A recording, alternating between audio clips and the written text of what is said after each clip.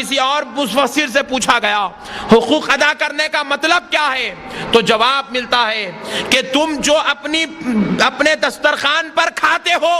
دیکھو اگر تمہارے پڑوسیوں کے پاس، تمہارے رشتہ داروں کے پاس، تمہارے عزیزوں کے دسترخوان پر اگر وہ غذا نہیں ہے، وہ لذت والی غذا نہیں ہے، تو اپنی غذاؤں میں سے کچھ غذا ان کے لیے بھی بھیج دیا کرو۔ یہ حقوق کا ادا کرنا ہے، یعنی کہ تم اپنے کھانے میں ان کا خیال کرو۔ پھر کسی مفسر نے فرمایا کہ تم جو لباس پہنتے ہو، کہ تمہارا لباس اگر عالی شان ہو اور تمہارا رشتہ دار غریب ہو، تو تم اس میں اپنے لباس میں سے کچھ حصہ اپنے غریبوں کے لیے بھی، اپنے رشتہ داروں کے لیے بھی مقرر کر لو، تاکہ وہ بھی تمہاری خوشیوں میں شریک ہو جائے۔ پھر اس کے بعد فرمایا گیا کہ پڑوسیوں کے حقوق ادا کرنا ہے، پڑوسیوں کے حقوق ادا کرنا ہے، رشتہ داروں کے حقوق ادا کرنا ہے، خاندان قبیلے والوں کے حقوق ادا کرنا ہے۔ تو کس طریقے سے حقوق ادا کیے جائیں؟ تو بعض مفسرین نے فرمایا اپنی زبان سے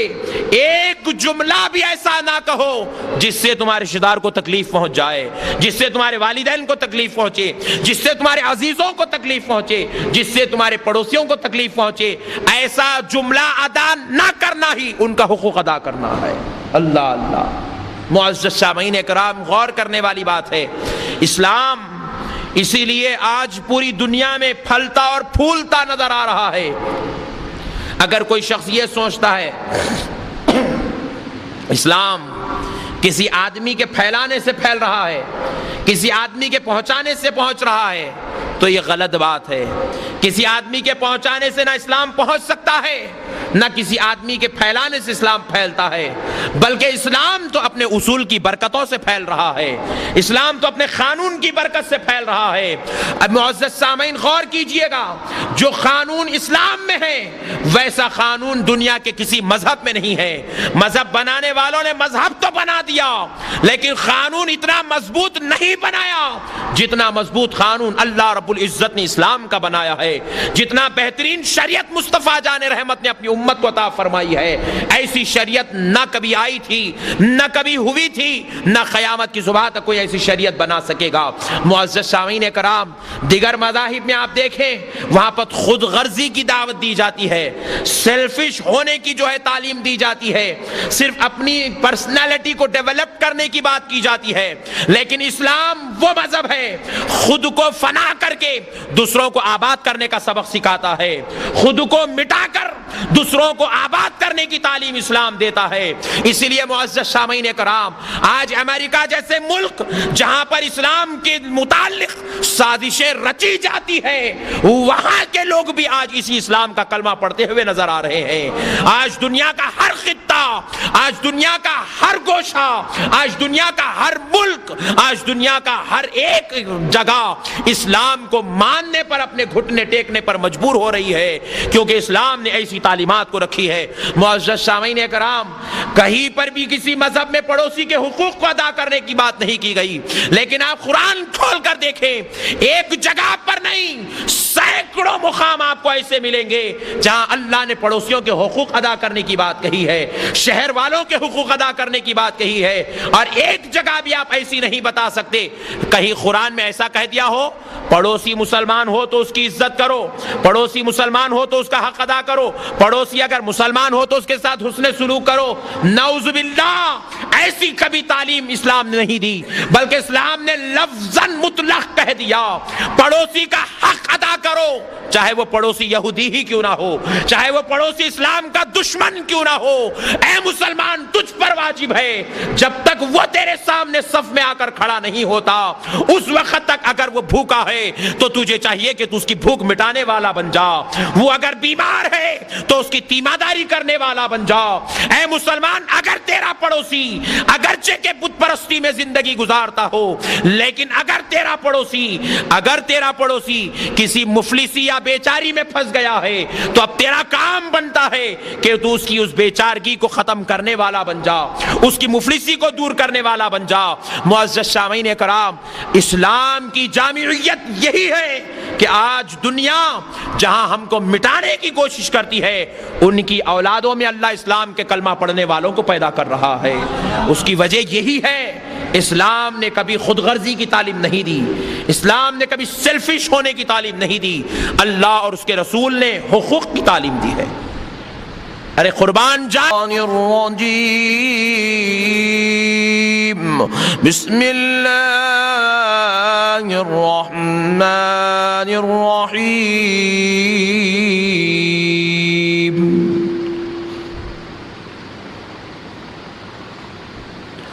وَإِذَا خَاطَبَهُمُ الْجَاهِلُونَ قَالُوا سَلَامًا صدق الله المولانا العظيم وبلغنا رسوله النبي الكريم۔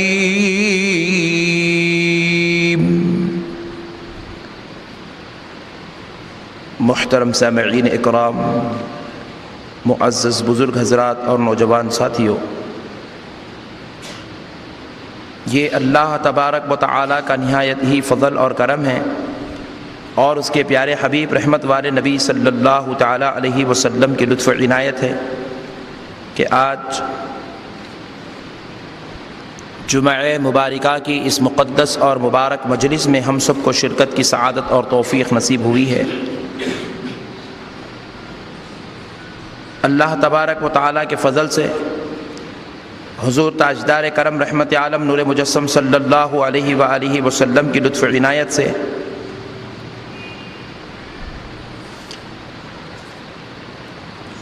جو یہ مبارک سعادت جمعہ مبارکہ کی نصیب ہوئی، اس میں ہم اپنے پروردگار کی بارگاہ بے کس پناہ میں حاضر ہو کر سجدہ ریز ہوتے ہیں۔ آج اس عید المومنین کے موقع پر اللہ تبارک و تعالیٰ کی بارگاہ بے کس پناہ سے انعام و فضل حاصل کرتے ہیں۔ انشاءاللہ العزیز آج کی اس مقدس اور مبارک محفل میں ہم حقوق العباد سے متعلق گفتگو کرنے کی سعادت حاصل کریں گے۔ اللہ تبارک و تعالیٰ نے قرآن شریف میں ارشاد فرمایا،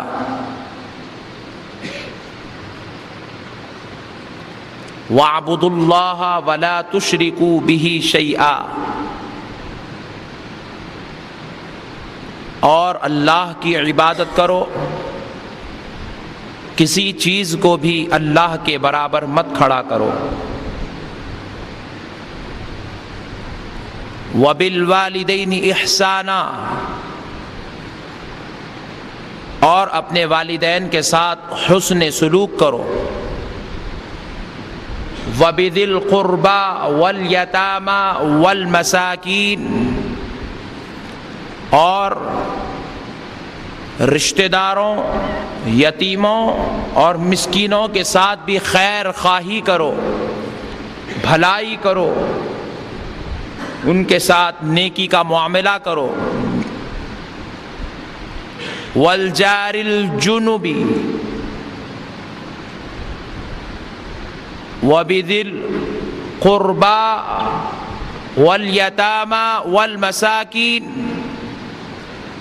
والجار ذی القربى والجار الجنب، اور وہ تمہارے ہمسایہ، وہ تمہارے پڑوسی جو تمہارے گھروں کے قریب رہتے ہیں، ان کے ساتھ بھی بھلائی کا معاملہ کرو، اور وہ تمہارے وہ پڑوسی جو تمہارے گھروں سے دور رہتے ہیں، ان کے ساتھ بھی خیر کا معاملہ کرو، ان کے ساتھ بھی حسن سلوک کرو، ان کے ساتھ بھی اچھا برتاؤ کرو۔ معزز سامعین اکرام، اس آیت کریمہ میں اللہ تبارک و تعالی نے سب سے پہلے اپنے بندوں کو اپنی طرف متوجہ کرایا اور سلسلے وار تمام لوگوں کے مقامات اور ان کے منصب کے ساتھ ان کے ساتھ ہم کو کیا حقوق ادا کرنے چاہیے، اللہ رب العزت نے اس کی تفصیل بیان فرمائی۔ سب سے پہلے اللہ رب العزت نے خود اپنی طرف اپنے بندوں کو متوجہ کیا کہ اے بندو، اپنے رب پر تم اس طرح بندگی بجا لاؤ، اپنے رب کو تم اس طرح عبادت کرو، اپنے رب کو اس طرح مانو کہ اس کے علاوہ کوئی اور تمہارا خدا نہ ہو، یا اس کے برابر اور اس کے شریک تم کسی اور کو ٹھہرا نہ کرو۔ تم بندے ہو تو تم پر یہ فرض بنتا ہے کہ تم وحدہ لا شریک کو اس طرح اس کی عظمتوں کو، فضیلتوں کو، اس کے خدا ہونے کو قبول کرو کہ تو اس کے علاوہ کوئی اور تمہارا خدا یا اس کے علاوہ تم کسی اور کو اس کے برابر یا شریک کرنے کی جرأت و کوشش ہرگز نہ کرو۔ تم بندے ہو تو تم پر یہ اللہ کا حقوق ہے۔ پھر اس کے بعد فرمایا گیا کہ تمہارے اوپر دوسرا درجہ حقوق کا تمہارے ماں باپ کا ہے کہ تم اپنے ماں باپ کے ساتھ حسن سلوک کرو، ماں باپ کے ساتھ اخلاق سے برتاؤ کرو، ماں باپ کے ساتھ پیار، محبت، الفت کا معاملہ کرو، اور جب تم اپنے ماں باپ کے ساتھ اچھے اخلاق کا والا حقوق ادا کر چکے ہو تو پھر اب آگے آؤ، پھر اب تمہارے رشتہ داروں کے حقوق تم پر واجب ہوتے ہیں، یتیموں اور مسکینوں کے حقوق تم پر واجب ہوتے ہیں، خاندان کے غریبوں، بے کسوں، بے سہارا لوگوں کے حقوق تم پر واجب ہوتے ہیں، کہ اب تم پر ضروری ہو جاتا ہے کہ نہ صرف تم ماں باپ کی خدمت اور ماں باپ کے ساتھ حسن سلوک کر کے یہ سمجھ بیٹھو کہ میں تو سب کچھ اچھا کر چکا ہوں، لیکن آؤ جب تم ماں باپ کے حقوق ادا کر رہے ہو، ساتھ میں تمہاری خالہ کے حقوق بھی تم پر ہے، تمہارے ماموں کے حقوق بھی تم پر ہے، تمہارے چچا وہ پھوپھا کے حقوق بھی تم پر ہے، تم اپنے رشتہ داروں میں اپنے باپ داداؤں کے تمام کے حقوق کو کامل و اکمل طور پر ادا کرو۔ اور حقوق ادا کرنے کا معاملہ کیا ہے، حقوق کیسے ادا کیے جاتے ہیں؟ جب بزرگوں سے سوال کیا تو ہر ایک نے اس انداز سے تعریف کی، کسی عالم دین نے، مفسر نے فرمایا کہ اپنے لیے تم جو پسند کرتے ہو اپنے رشتہ داروں، مسکینوں، یتیموں، بے کسوں، بے سہارا لوگوں کے لیے بھی وہی پسند کرو۔ پھر اس کے بعد کسی اور مفسر سے پوچھا گیا حقوق ادا کرنے کا مطلب کیا ہے، تو جواب ملتا ہے کہ تم جو اپنے دسترخوان پر کھاتے ہو، دیکھو اگر تمہارے پڑوسیوں کے پاس، تمہارے رشتہ داروں کے پاس، تمہارے عزیزوں کے دسترخوان پر اگر وہ غذا نہیں ہے، وہ لذت والی غذا نہیں ہے، تو اپنی غذاؤں میں سے کچھ غذا ان کے لیے بھی بھیج دیا کرو۔ یہ حقوق کا ادا کرنا ہے، یعنی کہ تم اپنے کھانے میں ان کا خیال کرو۔ پھر کسی مفسر نے فرمایا کہ تم جو لباس پہنتے ہو، کہ تمہارا لباس اگر عالی شان ہو اور تمہارا رشتہ دار غریب ہو تو تم اس میں اپنے لباس میں سے کچھ حصہ اپنے غریبوں کے لیے بھی، اپنے رشتہ داروں کے لیے بھی مقرر کر لو تاکہ وہ بھی تمہاری خوشیوں میں شریک ہو جائے۔ پھر اس کے بعد فرمایا گیا کہ پڑوسیوں کے حقوق ادا کرنا ہے، پڑوسیوں کے حقوق ادا کرنا ہے، رشتہ داروں کے حقوق ادا کرنا ہے، خاندان قبیلے والوں کے حقوق ادا کرنا ہے۔ تو کس طریقے سے حقوق ادا کیے جائیں؟ تو بعض مفسرین نے فرمایا اپنی زبان سے ایک جملہ بھی ایسا نہ کہو جس سے تمہارے رشتہ دار کو تکلیف پہنچ جائے، جس سے تمہارے والدین کو تکلیف پہنچے، جس سے تمہارے عزیزوں کو تکلیف پہنچے، جس سے تمہارے پڑوسیوں کو تکلیف پہنچے، ایسا جملہ ادا نہ کرنا ہی ان کا حقوق ادا کرنا ہے۔ اللہ اللہ، معزز سامعین کرام، غور کرنے والی بات ہے۔ اسلام اسی لیے آج پوری دنیا میں پھلتا اور پھولتا نظر آ رہا ہے۔ اگر کوئی شخص یہ سوچتا ہے اسلام کسی آدمی کے پھیلانے سے پھیل رہا ہے، کسی آدمی کے پہنچانے سے پہنچ رہا ہے، تو یہ غلط بات ہے۔ کسی آدمی کے پہنچانے سے نہ اسلام پہنچ سکتا ہے، نہ کسی آدمی کے پھیلانے سے اسلام پھیلتا ہے، بلکہ اسلام تو اپنے اصول کی برکتوں سے پھیل رہا ہے، اسلام تو اپنے قانون کی برکت سے پھیل رہا ہے۔ اب معزز سامعین غور کیجئے گا، جو قانون اسلام میں ہے ویسا قانون دنیا کے کسی مذہب میں نہیں ہے۔ مذہب بنانے والوں نے مذہب تو بنا دیا لیکن قانون اتنا مضبوط نہیں بنایا جتنا مضبوط قانون اللہ رب العزت نے اسلام کا بنایا ہے، جتنا بہترین شریعت مصطفیٰ جان رحمت نے اپنی امت کو عطا فرمائی ہے۔ ایسی شریعت نہ کبھی آئی تھی، نہ کبھی ہوئی تھی، نہ قیامت کی صبح تک کوئی ایسی شریعت بنا سکے گا۔ معزز سامعین کرام، دیگر مذاہب میں آپ دیکھیں وہاں پر خود غرضی کی دعوت دی جاتی ہے، سیلفش ہونے کی جو ہے تعلیم دی جاتی ہے، صرف اپنی پرسنالٹی کو ڈیولپ کرنے کی بات کی جاتی ہے۔ لیکن اسلام وہ مذہب ہے خود کو فنا کر کے دوسروں کو آباد کرنے کا سبق سکھاتا ہے، خود کو مٹا کر دوسروں کو آباد کرنے کی تعلیم اسلام دیتا ہے۔ اسی لیے معزز سامعین کرام، آج امریکہ جیسے ملک جہاں پر اسلام کے متعلق سازشیں رچی جاتی ہے، وہاں کے لوگ بھی آج اسی اسلام کا کلمہ پڑھتے ہوئے نظر آ رہے ہیں۔ آج دنیا کا ہر خطہ، آج دنیا کا ہر گوشہ، آج دنیا کا ہر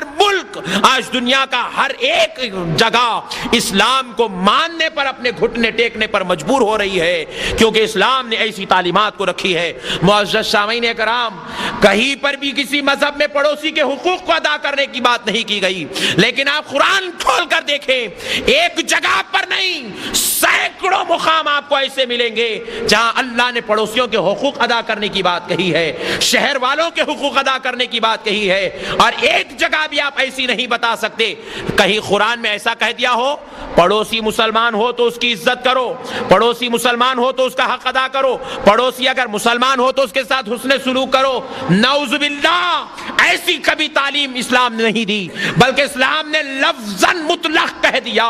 پڑوسی کا حق ادا کرو، چاہے وہ پڑوسی یہودی ہی کیوں نہ ہو، چاہے وہ پڑوسی اسلام کا دشمن کیوں نہ ہو۔ اے مسلمان، تجھ پر واجب ہے جب تک وہ تیرے سامنے صف میں آ کر کھڑا نہیں ہوتا، اس وقت تک اگر وہ بھوکا ہے تو تجھے چاہیے کہ تو اس کی بھوک مٹانے والا بن جا، وہ اگر بیمار ہے تو اس کی تیمارداری کرنے والا بن جا۔ اے مسلمان، اگر تیرا پڑوسی اگرچہ کہ بت پرستی میں زندگی گزارتا ہو، لیکن اگر تیرا پڑوسی کسی مفلسی یا بیچاری میں پھنس گیا ہے تو اب تیرا کام بنتا ہے کہ تو اس کی اس بیچارگی کو ختم کرنے والا بن جا، اس کی مفلسی کو دور کرنے والا بن جا۔ معزز سامعین کرام، اسلام کی جامعیت یہی ہے کہ آج دنیا جہاں ہم کو مٹانے کی کوشش کرتی ہے، ان کی اولادوں میں اللہ اسلام کے کلمہ پڑھنے والوں کو پیدا کر رہا ہے۔ اس کی وجہ یہی ہے، اسلام نے کبھی خود غرضی کی تعلیم نہیں دی، اسلام نے کبھی سیلفش ہونے کی تعلیم نہیں دی، اللہ اور اس کے رسول نے حقوق کی تعلیم دی ہے۔ ارے قربان جائیں اس اسلام پر، قربان جائیں بانی اسلام کی زبان مطہر پر۔ معزز سامعین کرام، نبی مکرم صلی اللہ علیہ وآلہ وسلم ارشاد فرماتے ہیں، کس سے؟ اپنے ایک صحابی سے فرماتے ہیں، تمہارا باپ کافر ہے تب بھی تم پر تمہارے باپ کا اتنا ہی حق ہے جتنے مسلمان باپ کا ہوتا ہے۔ اللہ اللہ، تم جس طرح اپنے مسلمان باپ ہونے پر اس کی عزت کرتے، اس کا حق بجا لاتے، اس کی تعظیم کرتے، اس کا خیال کرتے، اس کے لیے جو ہے کھانے پینے کپڑے کا انتظام کرتے، لو اگر تمہارا باپ مسلمان نہیں کافر ہی ہے تب بھی تمہارے اوپر وہ تمام حقوق لازم آتے ہیں۔ یہ شریعت کی تعلیم ہے۔ باپ اگر کافر بھی ہو، اسلام کی نظر میں باپ باپ ہے اور اسلام اس کا بھی حق ادا کرنے کی تعلیم دیتا ہے۔ معزز سامعین کرام، قربان جائیں نبی مکرم رحمت والے آقا دونوں جہاں کے داتا شاہ و مولا صلی اللہ علیہ وآلہ وسلم پر، آقائے نامدار مدنی تاجدار دونوں عالم کے مختار سید الابرار صلی اللہ علیہ وسلم کی تعلیمات قیامت کی صبح تک مثال ہے، مثال جس کی نظیر نہ 1400 سال سے ملی ہے، نہ اور اللہ نے جب تک جتنے سال رکھے قیامت کی صبح تک کوئی نظیر مل سکے گی۔ اللہ نے ویسا قانون یہاں پر عطا فرمایا ہے۔ معزز سامعین، نہ صرف قانون بنایا گیا، نہ صرف قانون بنایا گیا، بلکہ پیکر کردار اخلاق حسنہ مصطفیٰ جان رحمت نے اپنی زندگی میں اس قانون کا پریکٹیکلی ثبوت بھی عطا فرمایا، پریکٹیکل ثبوت عطا فرمایا۔ معزز سامعین، حضرت ابوبکر صدیق رضی اللہ تعالیٰ عنہ جب آپ نبی مکرم صلی اللہ علیہ وآلہ وسلم کے پردہ فرمانے کے بعد खलीफतुल المؤمنین امیر المؤمنین ہوئے. ام المؤمنین حضرت عائشہ صدیقہ رضی اللہ تعالی عنہا سے پوچھتے ہیں بیٹی میں رسول اللہ صلی اللہ علیہ وسلم کے ہر عمل کو جانتا تھا اور میں اب رسول اللہ صلی اللہ علیہ وسلم کا جانشین مقرر ہوا ہوں، تو میں چاہتا ہوں کہ حضور جو حقوق لوگوں کے ادا کرتے تھے، لوگوں کے ساتھ جس طرح حسن سلوک فرماتے تھے، میں بھی اس حسن سلوک کی اتباع و پیروی کرنا چاہتا ہوں. میں جتنا جانتا تھا وہ میں کر رہا ہوں. ہو سکتا ہے شاید بعض چیزیں میرے علم میں نہ ہو اور تم جانتی ہو، کیونکہ تم رسول اللہ کی سب سے چہیتی زوجہ ہو. اگر کوئی چیز جانتی ہو جو میں نہیں جانتا تو تم مجھے بتا دو تاکہ میں بھی اس پر عمل کروں. حضرت عائشہ صدیقہ رضی اللہ تعالی عنہا فرماتی ہیں بابا جان یہاں سے قریب میں ایک جنگل ہے.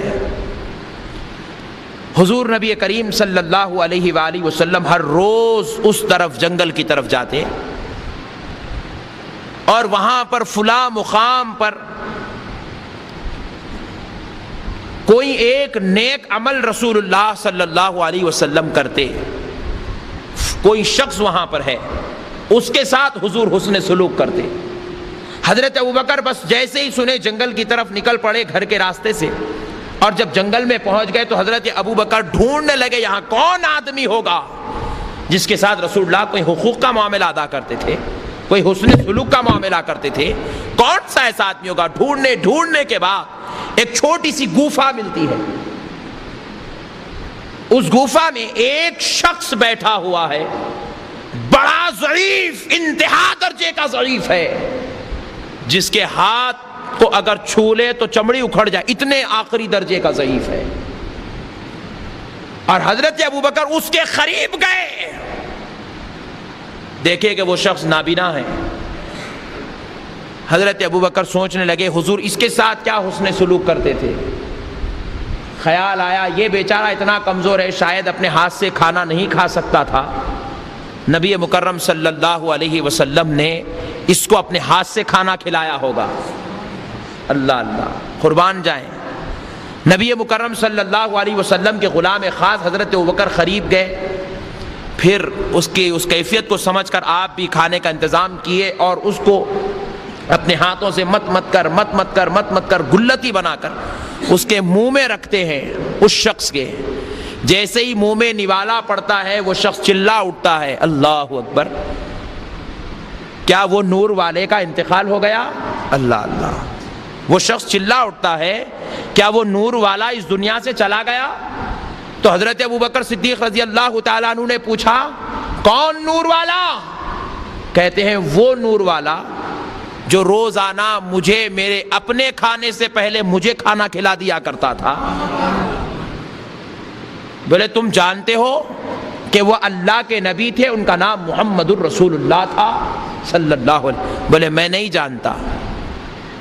لیکن ہاں اتنا جانتا ہوں وہ پہلے مجھے کھانا کھلاتے تھے، بعد میں خود کھانا کھاتے تھے.